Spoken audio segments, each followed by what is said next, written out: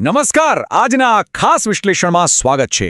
આજે આપણે the divine ક્રોનિકલ્સ એટલે કે શક્તિ અને હરપાળ દેવજીની દિવ્ય ગાથાના મૂળ સ્ત્રોતોને ડીકોડ કરવાના છીએ.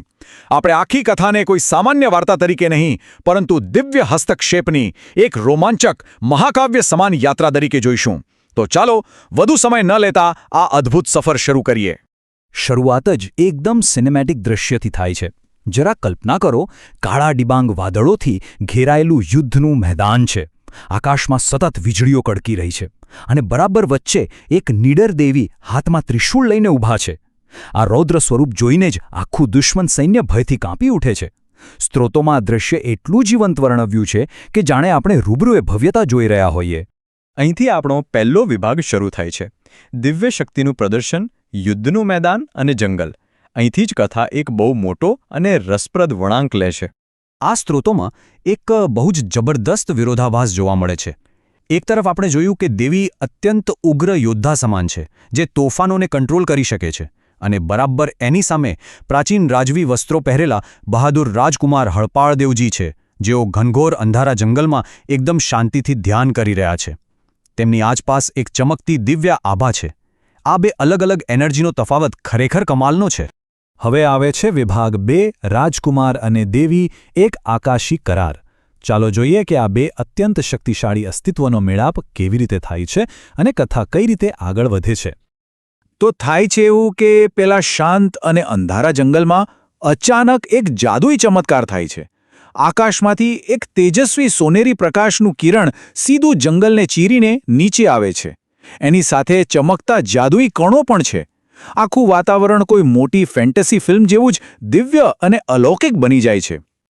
અને આ જ એ ઐતિહાસિક ક્ષણ છે.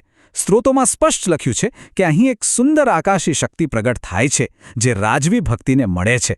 સોનેરી પ્રકાશમાંથી સાક્ષાત દેવી શક્તિ પ્રગટ થાય છે અને આપણા રાજકુમાર અત્યંત આદર અને ભક્તિભાવ સાથે તેમની સામે ઊભા રહે છે. માનવ અને દિવ્ય શક્તિ વચ્ચેનું આ મિલન સાચા અર્થમાં રૂંવાટા ઊભા કરી દે એવું છે.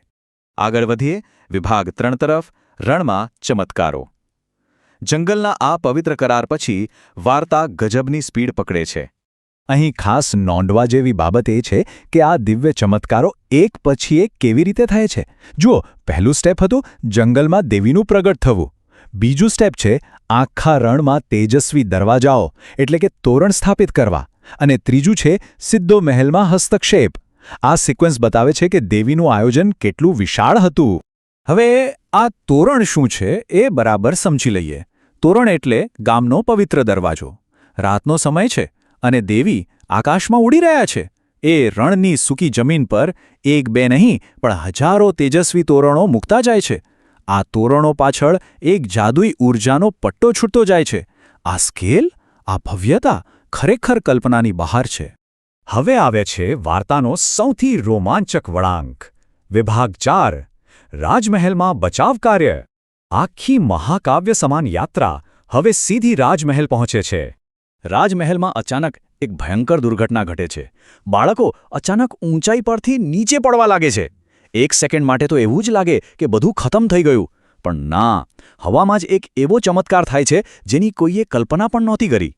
સ્ત્રોત મુજબ મહેલની બારીમાંથી અચાનક એક લાંબો તેજસ્વી હાથ બહાર આવે છે અને પડતા બાળકોને અધવચ્ચે હવામાં જ ઝીલી લે છે. રાજા આ જોઈને બિલકુલ સ્તબ્ધ થઈ જાય છે. તેમને પોતાની આંખો પર વિશ્વાસ નથી આવતો. દિવ્ય શક્તિનો આનાથી મોટો અને સમયસરનો બચાવ બીજો શું હોઈ શકે? આ શ્વાસ અદ્ધર કરી દે એવા ચમત્કાર પછી આવે છે વિભાગ 5, કુંડ તરફ પ્રયાણ. હવે કથાની ગતિ થોડી ધીમી પડે છે અને એક ગહન, ભાવનાત્મક અંત તરફ આગળ વધે છે. અહીં એક નવું લોકેશન આવે છે, કુંડ. કુંડ એટલે એક પવિત્ર જળાશય. પણ આ કોઈ સામાન્ય તળાવ નથી. આખું જળાશય આધ્યાત્મિક પ્રકાશથી વાઇબ્રેટ થઈ રહ્યું છે. આ કુંડ ખરેખર માનવ અને ભગવાનની દુનિયા વચ્ચેની એક બોર્ડર છે. અને આ જ એ જગ્યા છે જ્યાંથી અત્યંત ભાવનાત્મક વિદાય થવાની છે. આ દ્રશ્ય ખરેખર હૃદયને સ્પર્શી જાય એવું છે. રાજા રડતા રડતા જમીન પર ઘૂંટણીએ પડી ગયા છે. દિવ્ય દેવી એ ચમકતા કુંડના પાણીમાં પ્રવેશી રહ્યા છે અને ચારે બાજુ માત્ર એક તેજસ્વી આધ્યાત્મિક પ્રકાશ ફેલાયેલો છે. આ વિદાયનું દુઃખ અને એ પ્રકાશની દિવ્યતા બંનેનો સંગમ અદ્ભુત છે.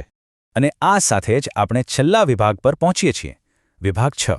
એક ચિરંતન આધ્યાત્મિક વારસો. પેલી આંસુઓ ભરેલી વિદાય એ વાર્તાનો અંત બિલકુલ નહોતો. હકીકતમાં એ વિદાય તો એક બહુ મોટા સાંસ્કૃતિક વારસાની શરૂઆત હતી. આજે આપણે જોઈએ છીએ ને, મા શક્તિને સમર્પિત વિશાળ મંદિરો, ત્યાં પૂજા કરવા ઉમટી પડતા હજારો ભક્તો, દીવા અને ફૂલોથી મહેકતું વાતાવરણ, આ બધું શું છે? આ એ જ પ્રાચીન ચમત્કારોનું પરિણામ છે જે આજે આધુનિક સમયમાં પણ લોકોની શ્રદ્ધાને અકબંધ રાખે છે. તો અંતે એક બહુ જ મોટો પ્રશ્ન ઊભો થાય છે. ભૂતકાળના આ પૌરાણિક ચમત્કારો આજે પણ લાખો લોકોની શ્રદ્ધા અને ઓળખ કેવી રીતે ઘડે છે?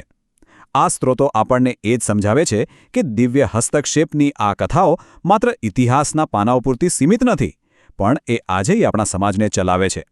આશા છે કે આ સ્ત્રોતોના ઊંડાણપૂર્વકના વિશ્લેષણમાં આપણને સૌને કંઈક નવું અને રોમાંચક જાણવા મળ્યું હશે. આ યાત્રામાં મારી સાથે જોડાવા બદલ ખૂબ ખૂબ આભાર.